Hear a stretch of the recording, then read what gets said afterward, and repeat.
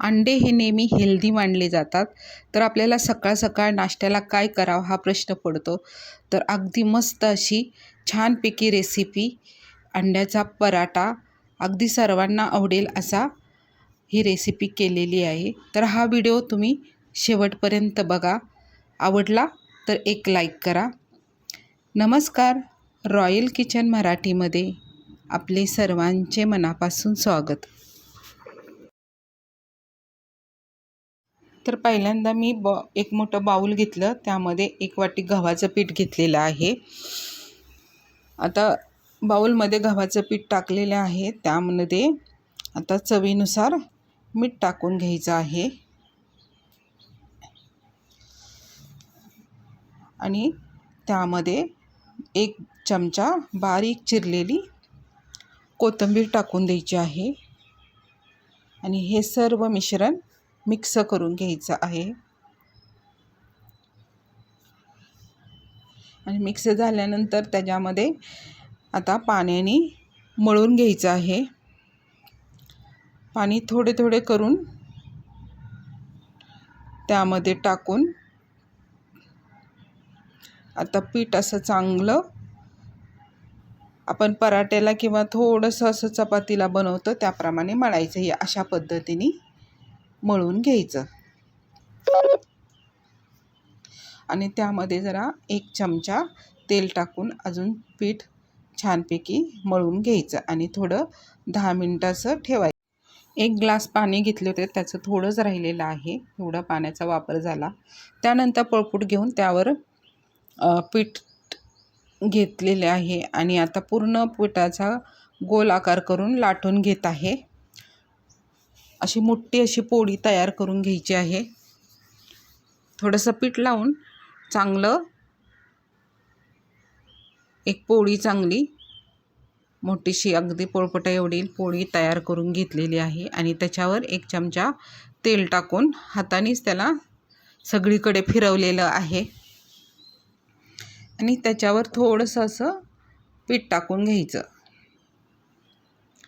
आणि त्या पोळीचा एक रोल तयार करायचा. एकसारखा रोल करायचा, असं दाबून करायचं. हे बघा, अशा पद्धतीने असा रोल तयार करून घ्यायचा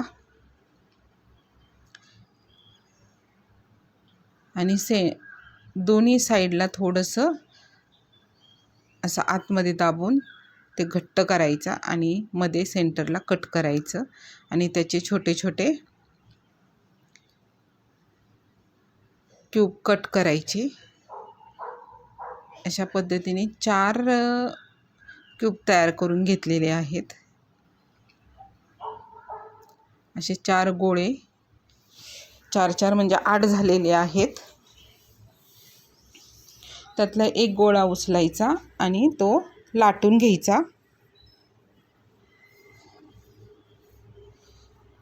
अशी पातळशी अशी पोळी लाटून घ्यायची.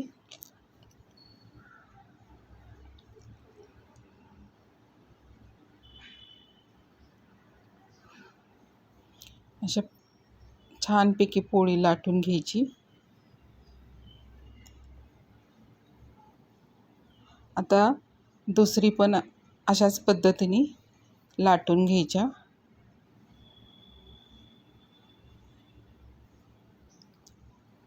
अशा पद्धतीने आपण सगळ्याही पोळ्या लाटून घेत आहे.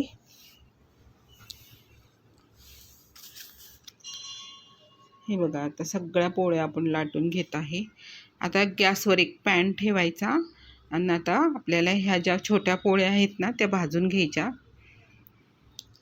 आता भाजताना काय करायचं, एका साईडला जास्त भाजायचं आणि दुसऱ्या साईडला कमी भाजायचं. अशा पद्धतीने भाजून घ्यायचं आहे.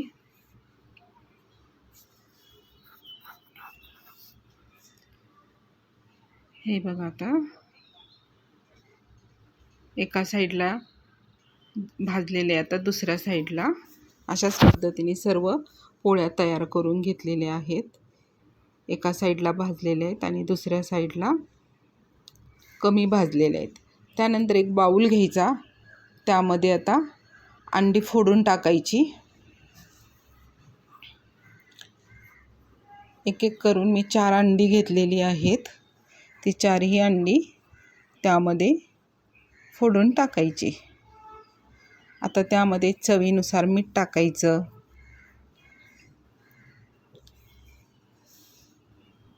त्यानंतर बारीक चिरलेली मिरची टाकायची. आता लहान मुलं खात असेल तर मिरची नाही टाकली तरी चालते. नंतर बारीक चिरलेला कांदा एक टाकलेला आहे आणि बारीक चिरलेली टोमॅटो आणि कोथिंबीर.